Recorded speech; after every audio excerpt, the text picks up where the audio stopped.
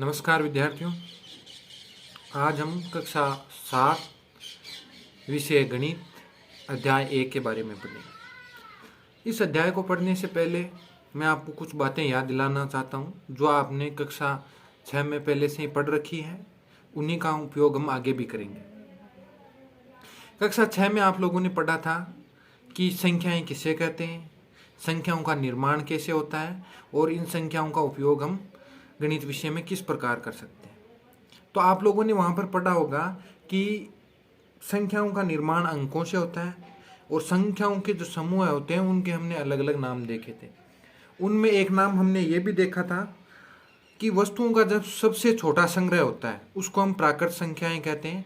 प्राकृत संख्याएं वह होती है जो 1 से लेकर अनंत तक होती है, और अगर उसमें हम शून्य को भी शामिल कर दें तो जो समूह वस्तुओं का प्राप्त होता है उस समूह को हम क्या कहते हैं, पूर्ण संख्याएं।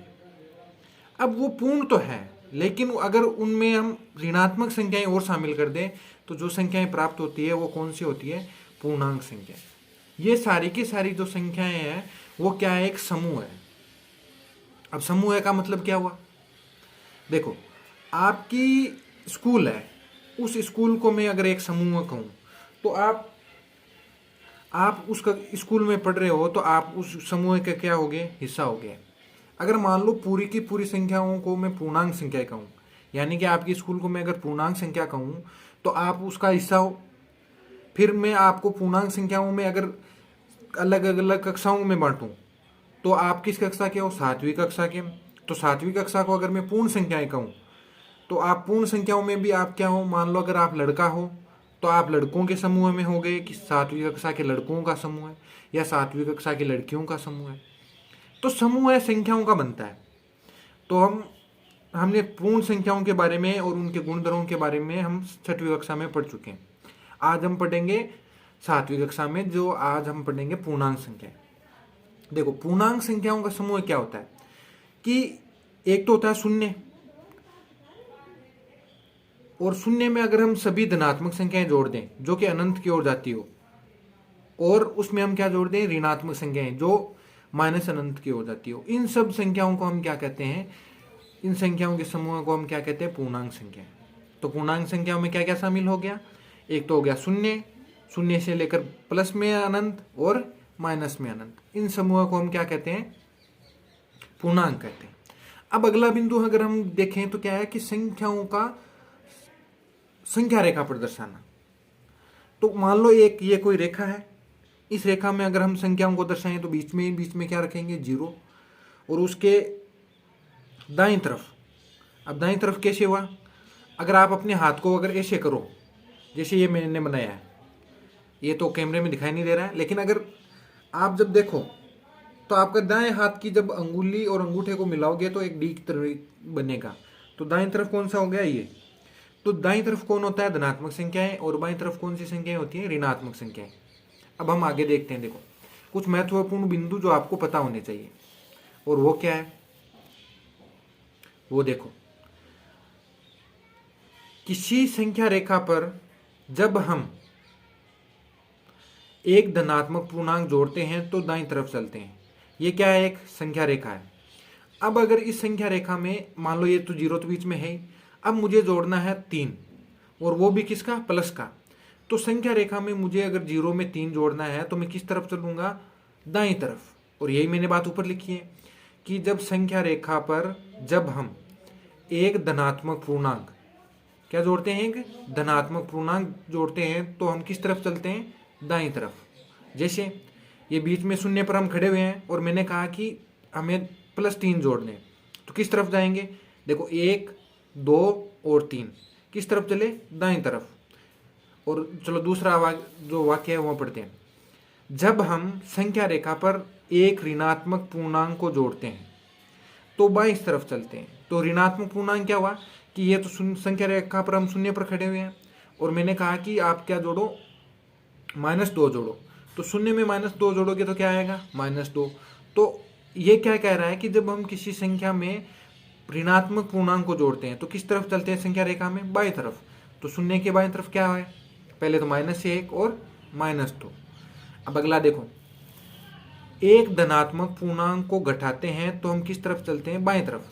जैसे मान लो हम कहाँ पर हैं, इस 3 पर बैठे हुए हैं और मैंने कहा कि अब आप क्या करो, -2 कर दो, इसमें से क्या कर दो, 3 में से -2, लेकिन क्या है, 2 क्या है, धनात्मक। तो जब हम 3 में से 2 घटाएंगे तो कहाँ पर पहुंचेंगे, 2 कदम पीछे चल जाओ, किस तरफ, बाएं तरफ। तो 3 से देखो 1 और 2 क्या आ गया, 1। तो क्या हम क्या सीखे कि जब एक संख्या रेखा पर एक धनात्मक पूर्णांक को घटाते हैं तो किस तरफ चलते हैं, शून्य से बाएं तरफ। और जब एक ऋणात्मक पूर्णांक को घटाते हैं तो कब किस तरफ चलते हैं, बाएं तरफ।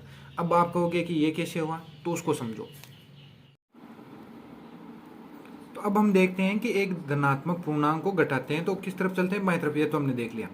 अगला क्या है कि एक ऋणात्मक पूर्णांक को घटाते हैं तो हम किस तरफ चलते हैं, बाएं तरफ। अब ये कैसे हो गया, तो देखो ये क्या है, आपकी संख्या रेखा है।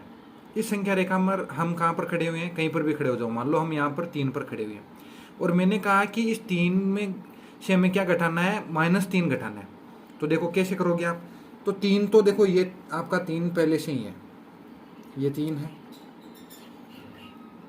अब इस 3 में से आप क्या कर रहे हो, घटा रहे हो। तो घटाने के लिए आपको माइनस का चिन्ह लगा दिया। उसके बाद क्या किया आपने, यहाँ पर माइनस का चिन्ह वापस कर दिया। तो आपको तो पता ही होगा कि जब 3 में से हम -3 घटाते हैं तो ये क्या है, कोष्ठक करना है, वो क्या करता है, गुणा का काम करता है। और आपको पता होगा कि जब जो -3 आपस में गुणा करते हैं तो क्या बनता है, ये मैं आपको बता देता हूँ, पता नहीं होगा तो फिर भी, कि जब 2 माइनस गुणा होते हैं आपस में तो क्या बनाते हैं, प्लस।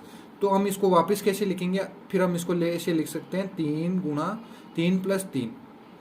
तो ये क्या हो गया, 6। अब देखो शुरू तो हमने कहाँ से किया था, इस 3 से, और घटाया क्या था, -3। तो आया क्या परिणाम, 6। तो अब 6 तो देखो इस 3 की किस तरफ होगा, दाएं तरफ। और दाएं तरफ भी कितने आगे, 3 आगे। तो यही बात इसने कही है कि जब हम संख्या रेखा पर एक ऋणात्मक पूर्णांक को क्या करते हैं, घटाते हैं। तो घटाने के बाद किस तरफ चलेंगे, दाएं तरफ। और दाएं तरफ कहाँ है, जिस बिंदु से हम घटा रहे हैं उसके दाएं तरफ हमें चलना है। जैसे अभी हमने 3 में से -3 घटाया तो किस तरफ चले, इस तरफ। और आया परिणाम क्या, 6। तो ये बात हमने सीख ली है। तो अब तक हमने जो सीखा है उसको एक बार मैं आपको वापिस याद करवाता हूँ। देखो क्या है महत्वपूर्ण बिंदु। पहला बिंदु यह है कि जब हम किसी संख्या रेखा पर किसी धनात्मक पूर्णांक को जोड़ते हैं तो किस तरफ चलते हैं, बाईं तरफ। पहली बात याद होगी। दूसरी बात, जब हम संख्या रेखा पर किसी धनात्मक पूर्णांक को घटाते हैं तो किस तरफ चलते हैं, बाईं तरफ। ये भी याद हो गया। फिर हमने क्या देखा कि जब संख्या रेखा पर किसी धनात्मक पूर्णांक को घटाते हैं तो किस तरफ चलते हैं, बाईं तरफ। ठीक है। और अगली बात क्या है कि जब किसी संख्या रेखा पर ऋणात्मक पूर्णांक को जोड़ते हैं, ऋणात्मक पूर्णांक का जोड़ने का मतलब क्या हुआ कि उसको माइनस करना है। तो 0 को से माइनस करेंगे तो किस तरफ चलेंगे, इस तरफ। तो ये सारी की सारी चीजें हमने देख ली। अब चलो अगले बिंदु पर चलते हैं। क्या देखो आपको पता होगी, फिर भी मैं कुछ चीजें हैं जो आपको वापस बता देता हूँ। जोड़ने के और घटाने के नियम। जोड़ने को हम योग भी कहते हैं और घटाने को व्यकलन भी कहते हैं। अब ये नियम क्या है, देखो जब 2 धनात्मक संख्याओं को आपस में जोड़ते हैं, 2 धनात्मक संख्याओं को जोड़ने का मतलब क्या हुआ कि मान लो पहली भी संख्या प्लस में है और दूसरी संख्या भी प्लस में है। उन दोनों संख्याओं के बीच में अगर जोड़ने का चिन्ह लगाया हुआ है या प्लस लगाया हुआ है तो जो परिणाम आएगा वो हमेशा क्या आएगा, प्लस ही आएगा। जैसे देखो यहाँ पर 2 किस में है, प्लस में, और ये 1 भी किस में है, प्लस में। जब 2 और 1 को जोड़ेंगे तो क्या आया, 3, और 3 भी किस में है, प्लस में। और देखो यहाँ पर 20 भी प्लस में है और उसमें 2 जोड़ा तो 22 आया, वो भी किस में है, प्लस में। तो ये बात तो आपको समझ में आ गई कि जब प्लस के 2 संख्याओं को प्लस करते हैं तो क्या आता है, प्लस आता है। और अब देखो अगला कौन सा, जब 2 ऋणात्मक संख्याओं को आपस में जोड़ते हैं तो क्या आता है, ऋणात्मक संख्या ही प्राप्त होती है। जैसे -3 में हमने क्या जोड़ा, -4, तो परिणाम क्या आया, -7। तो 2 बातें समझ में आ गई कि प्लस में प्लस जोड़ेंगे तो प्लस आएगा और माइनस में माइनस जोड़ेंगे तो माइनस आएगा। अब लफड़ा कहाँ होता है, लफड़ा होता है जब माइनस में से माइनस घटाते हैं। तो क्या हुआ, अभी मैंने आप लोगों को बताया था कि जब माइनस में से माइनस को घटा रहे हो तो ये जो माइनस है इस कोष्ठक से गुणा होकर क्या हो जाएगा, प्लस हो जाएगा। फिर हम देखेंगे कि प्लस ज़्यादा है या माइनस ज़्यादा। अगर प्लस ज़्यादा हुआ तो परिणाम क्या आएगा, प्लस में। अगर प्लस और माइनस दोनों बराबर है तो वहाँ पर 0 आ जाएगा, और जहाँ पर ऋणात्मक अधिक है तो वहाँ पर क्या आ जाएगा, माइनस। तो देखो जब प्लस प्लस जोड़ रहे हैं तो हमेशा प्लस आएगा, और माइनस माइनस जोड़ रहे हैं तो हमेशा माइनस आएगा। लेकिन जब माइनस में से माइनस घटाओगे तो ज़रूरी नहीं है कि हमेशा माइनस ही आए, वो प्लस भी आ सकता है, जीरो भी आ सकता है, और -1 भी आ सकता है। देखो यहाँ पर मैंने -3 माइनस में लिया है, फिर उसमें से घटा दिया है क्या, -1, तो ये -1 इससे गुणा होगा और प्लस में हो जाएगा। तो प्लस का तो हो गया 1 और माइनस क्या क्या हो गया 3, तो अधिक कौन है, माइनस का है। कितना अधिक है, माइनस का 2 अधिक, तो परिणाम क्या आया, -2। तो आपने क्या सीखा कि जब माइनस में से माइनस संख्या घटाते हैं तो क्या आ सकता है, कोई भी परिणाम आ सकता है। अगला क्या है, जब दो प्लस की संख्या है उनमें से प्लस की संख्या कोई घटाते हैं तो क्या आ सकता है। देखो कि अगर ये दोनों संख्याएं प्लस वाली बराबर है तो जीरो आ जाएगा, अगर ये अधिक है तो प्लस में आ जाएगा, और ये अगर प्लस वाली अधिक है तो क्या आएगा, परिणाम माइनस में आएगा। जैसे अगर 20 में से 20 घटाओगे तो क्या आएगा, 0, और अगर 20 में से -2 घटाया तो क्या आया, 18। लेकिन अगर आपने क्या किया, 2 में से -3 घटाया तो परिणाम क्या आया, -1। तो ये है जो बात आपको समझ में आ चुकी होगी। अब आगे देखते हैं। देखो जब किसी संख्या जो कि प्लस में हो उसमें से अगर हम कोई ऋणात्मक संख्या घटाते हैं तो परिणाम हमेशा किस में आएगा, प्लस में। कैसे, संख्या कौन सी है, 21, ठीक है। अब 21 में से आप क्या घटा रहे हो, माइनस का 22। तो मैंने कहा कि दो चिन्ह हमेशा एक साथ नहीं आते। क्या कि देखो अगर यहाँ पर मैंने कैसे लिखा है कि ये तो प्लस में है, अब इसके आगे अगर मुझे प्लस लिखना है तो कोष्टक में लिखना है, और अगर ये प्लस है और इसके आगे कोष्टक में लिखना है तो भी प्लस में आएगा। यानी कि दो चिन्ह ना हमेशा एक साथ नहीं आते, उनको हम कोष्टक से हमेशा क्या करते हैं, अलग अलग कर देते हैं। ये बात आपने समझी। तो देखो ये क्या है, ये यहाँ पर प्लस का चिन्ह एक ही है, यहाँ पर प्लस का है लेकिन इसके आगे माइनस का है तो मैंने कोष्टक लगा दिया। यहाँ पर माइनस का है, इसके आगे माइनस का है तो कोष्टक लगा दिया। यहाँ पर माइनस है लेकिन आगे वाला प्लस है तो मैंने कोष्टक नहीं लगाया। तो इसको सोल्व करते हैं। देखो 21 माइनस कोष्टक माइनस, तो जब दो माइनस आपस में गुणा होता है तो क्या बनता है, प्लस। तो 21 और 22 जोड़ेंगे तो क्या आएगा, परिणाम 43, वो भी किस में, प्लस में। और दूसरा कौन सा है, प्लस और माइनस, जब इनको जोड़ते हैं तो परिणाम क्या आएगा। तो जो देखो अधिक क्या है, प्लस वाला अधिक है या माइनस वाला। अगर माइनस वाला अधिक है तो परिणाम माइनस में आएगा, अगर प्लस वाला अधिक है तो परिणाम प्लस में आएगा, और दोनों बराबर है तो परिणाम किस में आएगा, शून्य में। जैसे मैंने प्लस का 3 लिया, फिर उसमें जोड़ किया किसका, -2 का। तो देखो अधिक क्या है, प्लस वाला अधिक है। कितना अधिक है, प्लस का 1 अधिक है, तो परिणाम क्या आया। देखो ये समझने में थोड़ा मुश्किल है, फिर भी उम्मीद करता हूँ कि आपको समझ में आ गया होगा। अगर नहीं आया तो एक बार वापस देख लेना। अब आगे देखते हैं। देखो